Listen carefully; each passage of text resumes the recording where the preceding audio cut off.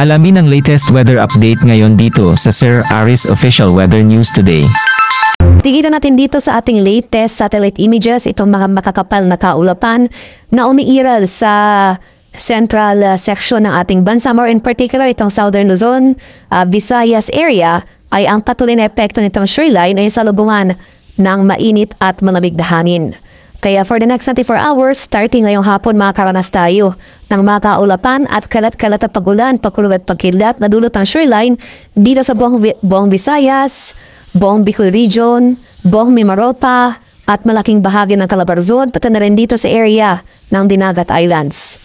Dahil naman sa northeast monsoon ay yung malamig na hangin amihan, makakaranas rin tayo ng mga kaulapan at pagkulan sa ilang bahagi ng Hilagang Luzon, particular na sa bahagi ng Cordillera, Cagayan Valley, sa lalawigan ng Aurora at Ilocos Norte. Sa Metro Manila at sa nalalabing bahagi na ating bansa, makakaranas tayo ng maliwala sa panahon. Bichansa pa rin tayo ng light rain, so pagkambo na dala ng amihan sa Metro Manila and the rest of Luzon at chance naman ng thunderstorms sa nalalabing bahagi ng Mindanao. At sa kasalukuyan, wala pa naman tayong binabantayang low pressure area o namang sama ng panahon sa loob at labas na ating Philippine Area of Responsibility na maaaring maging bagyo sa mga susunod na araw. Doon pa man, patuloy nating minomonitor itong mga cloud clusters sa labas ng ating PAR at ito yung posibleng mamuong low pressure area sa mga sunod na araw. Inasahan natin na itong epekto ng shoreline patuloy na magdudulot ng mga pagulan sa malaking bahagi ng Southern Luzon at Visayas in the coming days. At ito naman natin latest weather advisory issued as of 5 p.m. today. So starting today, ngayong hapon, bukas ng hapon, ito pong mga areas shaded by orange sa malalawigan ng Albay, Sorsogon, Masbate, Northern Samar, Samar at Eastern Samar, makakaranas ng heavy to intense rains. Moderate to heavy rains naman ang posible nating maranasan dito sa mga lugar shaded by yellow sa mga areas ng Oriental Mindoro, Romblon, Marinduque, sa Camarines Provinces, Catanduanes, Biliran, Leyte, Southern Leyte at Dinagat Islands. Kaya sa mga nabakit na lugar, especially itong mga lugar na nakulayan ng orange, maganda pa tayo sa mga banta ng pagbaha at pagbuho ng lupa dahil nasahan natin na significant yung mga pagulan na ating posibleng maranasan for the next 24 hours. Starting tomorrow afternoon to Saturday afternoon, aakyat yung axis na ating shoreline o yung salubungan na ating mainit at malamig na hangin, posible pa rin yung heavy to intense rains sa areas ng Northern Samar, Sorsogon, Albay at Catanduanes. Samantala, moderate to heavy rains ang posibleng maranasan sa Oriental Mindoro, Marinduque, Romblon, Quezon, Camarines Provinces, Masbate, Biliran, Leyte at Southern Leyte.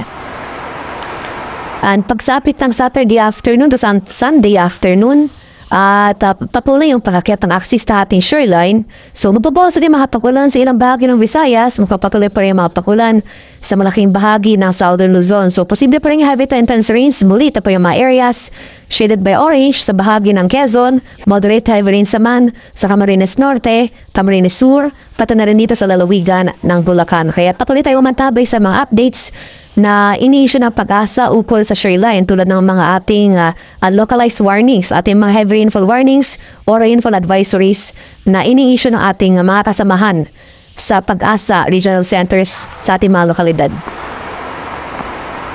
At para naman sa magiging lagay na ating panahon bukas, for the next 24 hours, mapapatuloy itong mga kaulapan na dulot ng shoreline as well as yung mga pagulan sa malaking bahagi ng Mimaropa at Bicol Region. Dahil naman sa northeast monsoon ay malamig na hangin amihan, dito na sa area ng Metro Manila, makakaranas tayo ng mga kaulapan at pagulan. Magpapatuloy rin yung mga pagulan dito sa Cordillera, Cagayan Valley at sa lalawigan ng Aurora. For the rest of Luzon, generally fair weather ang inasahan bukas sa most of Ilocos Region as well as the rest of Central Luzon. Sasamahan lamang yan ng mga light rains o yung mga may hinang pagulan na dulot ng amihan. Sa bahagi naman ng Palawan, Visayas at sa Mindanao, dahil sa shoreline, makakaranas tayo o papatuloy mga pagulan na dulot ng nasabing weather system sa malaking bahagi ng Visayas, pati na rin dito sa bahagi ng Mimaropa. At dahil naman sa easterlies, bukas ng umaga hanggang sa tanghali, asahan natin itong mga kaulapan at kalat-kalat na pagulan, pagkulog at pagkidlat sa silahang bahagi ng Mindanao, sa mga areas yan ng Caraga, at Davao Region. Pinahamaapektuhan pa rin ang shoreline itong area ng Eastern Visayas, kaya makanda po tayo sa mga banta ng pagbahat pabuho ng lupa. Darinasan pa rin natin na tuloy-tuloy ang pagulan na ating mararanasan. For the rest of Mindanao, magpapatuloy itong fair weather conditions, maliban na lamang sa mga tsansa ng isolated rain showers or yung mga biglaan at panandali ang buhos na ulan na dulot ng localized thunderstorms. At sa kalagayan ng ating karagatan, as of 5 p.m. today, may gale warning po rin tayo nakataas dito sa seaboards ng Southern Luzon at Eastern Visayas. More in particular, may gale warning po tayo sa northern and eastern coasts ng Catanduanes, northern and eastern coasts ng Northern Samar at itong eastern coast ng Eastern Samar. Kaya sa ating mga kababayang mangingisda at may mga maliliit na sasakyang pandagat sa mga areas na ito, huwag po muna tayo pumalaot dahil makaranas tayo ng maalong karagatan na dala ng hanging amihan. At para naman sa ating 3-day weather outlook sa mga piling syudad ng ating bansa, sa araw ng over the weekend or more in particular sa araw ng Sabado, magpapatuloy yung makaulapan na dala ng amihan sa most of northern and central Luzon. So sa mga areas sa Metro Manila at Baguio, asahan natin itong maulap na kalangitan at mga pagulan na dala ng northeast monsoon.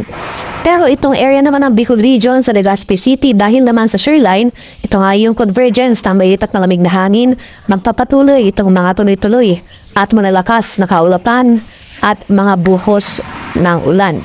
Improving weather conditions sa ating inaasahan sa most of northern and central Luzon is starting Sunday and Monday. So fair weather conditions sa ating inaasahan, kung may mga pakulam na tayong mararanasan, ito yung mga light rains o pagkambon lamang.